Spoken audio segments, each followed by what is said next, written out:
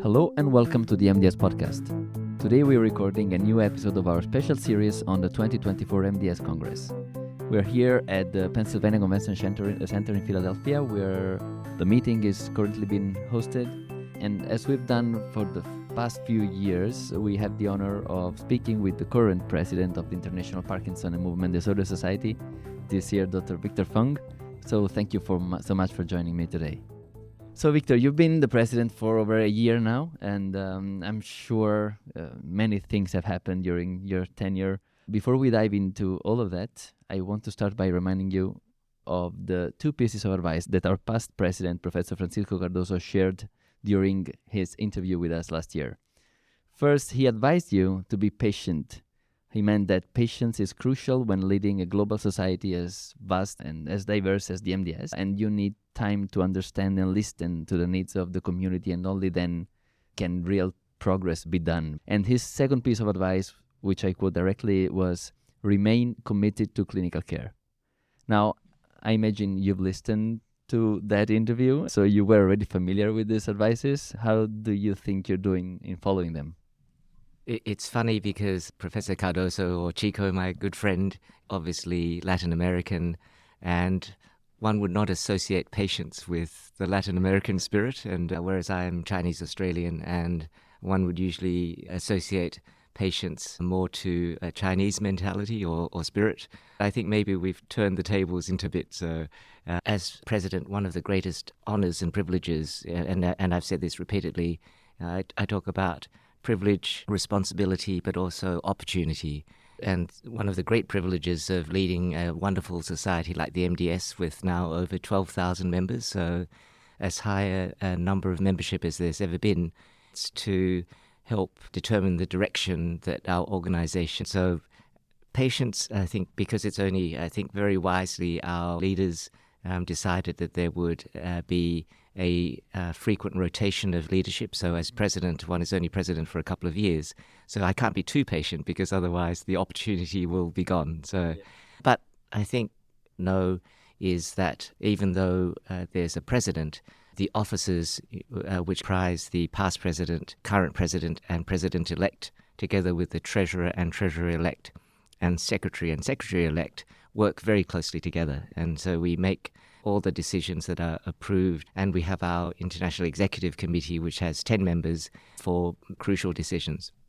So with that having been said, I'm very happy that when I came into the presidency, there were three main goals that I stated. The first was focus on equality of access to care.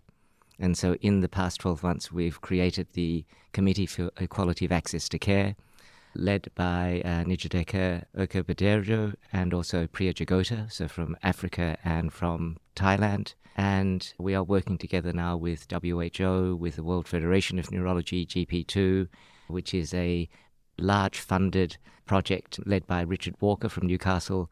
And we're working together to identify 2 to 3 countries with either no access or inequality of access to levodopa. And the plan with this is, rather than gather information and make an effort that goes halfway there in many, many countries, we're just choosing 2 or 3 countries where we want to actually shepherd facilitation of levodopa access right to the patient.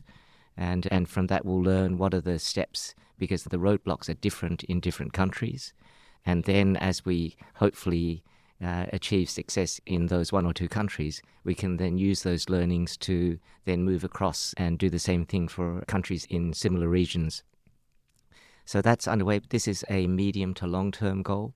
This is something that's going to be achieved because obviously if it was that easy to achieve, it would have been done, and these are long-standing problems. And if I may, so we are going back to the 2 advices. Commitment to clinical care is definitely something that you're talking about, and patience is what we need. So Chico was right all along, right? Yes, that's right. Of course, he's always right all along. So the KPI I've said to this committee is actually levodopa in patients' mouths. And I don't think this will necessarily be achieved during my presidency, but what the opportunity has allowed me to do is to actually make this an MDS focus and initiative. As I came into the presidency, was to set up a process where MDS engages more closely with patients and carers. And this has only just been approved and will be launched hopefully on World Movement Disorders Day on the 29th of November this year.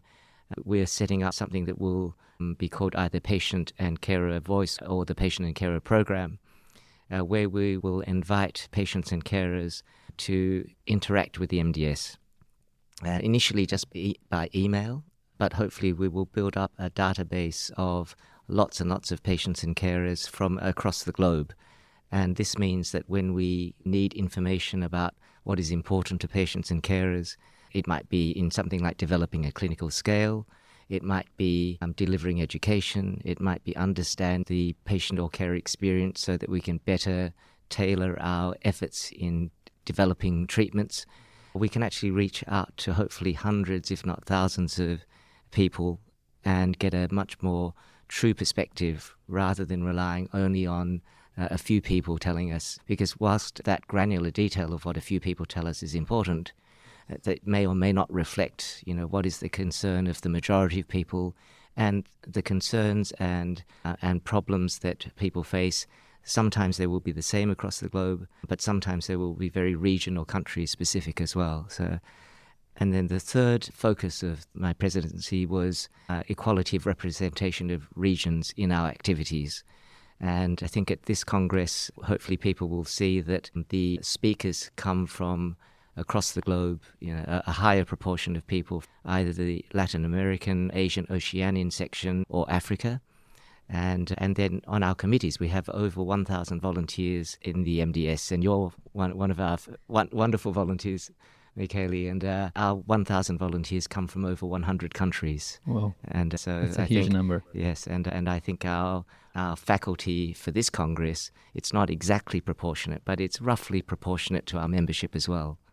Okay, well, a lot of activities, and definitely the goals are very important, and you're working hard to reaching them. Can I say one more thing that I Yes. forgot to mention?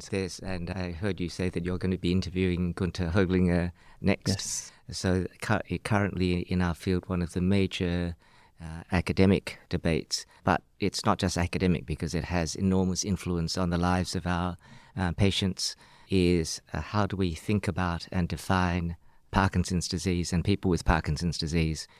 And Gunther Höglinger, but also Tanya Samuni have been lead authors on 2 different publications in Lancet Neurology earlier this year, proposing either a biological definition or biological classification for Parkinson's disease. These publications have been enormously valuable because they've basically put a paradigm shift into the way we think about Parkinson's disease. But Parkinson's disease, to the vast majority of clinicians and obviously to patients and carers, is a human condition. It's not a biological disease. And so MDS are now leading an effort to try to harmonize the clinical definition and the biological thinking about Parkinson's disease. So we're not there yet with these publications, but they've been extremely useful. But so in a year's time, hopefully, there will be a lot more you'll hear from the MDS about how we're going to incorporate, but not dominate the biological discussion. So it's part of the picture, but it's not the whole picture. Okay, so to define better the framework in which we as clinicians should work and manage patients, and including also their angle, likely, right? Exactly, and those of you who have not seen, just online this month, but in the next edition of the Movement Disorder Journal, will be a formal MDS viewpoint on biological frameworks of Parkinson's disease that really discusses the current unsolved issues or issues that are not resolved by simply looking at Parkinson's disease biologically. And the next step will be then, well, what is the new framework that will incorporate both the clinical and the biological component of things? Okay, so thank you for sharing that with us. Can I ask you now, on a more personal level, looking back, is there a particular moment or experience that stands out to you, something that had a special personal impact over the past year? A particular moment? Yes, there is a particular moment. I think we have an officers' meeting in between the congresses, and we spend 2 days in leadership talking through all the activities of the society and reviewing and planning. And that intensely collaboration with the officers, close friends, as well as colleagues, and with some we're already close. This year's meeting, a number of our partners came along, so it was also not just a academic or leadership exercise, but our family relationships were actually sort of at play as well. So that was a very special thing. Yeah. Okay. And so before we will meet again next year, what is going to happen in the society? Any big announcement, any other news that you want to share with our listeners? So I'm very happy that those 3 initiatives that I announced a year ago are all in place now. We've talked about the biological framework and how in the next year we'll be developing and hopefully publishing a new framework for thinking about Parkinson's disease. Other thing that's going to happen in the next 12 months, traditionally every 3 years there's been a strategy and planning meeting, and Michele, you were at the last one representing the young membership just outside of Amsterdam in 2022.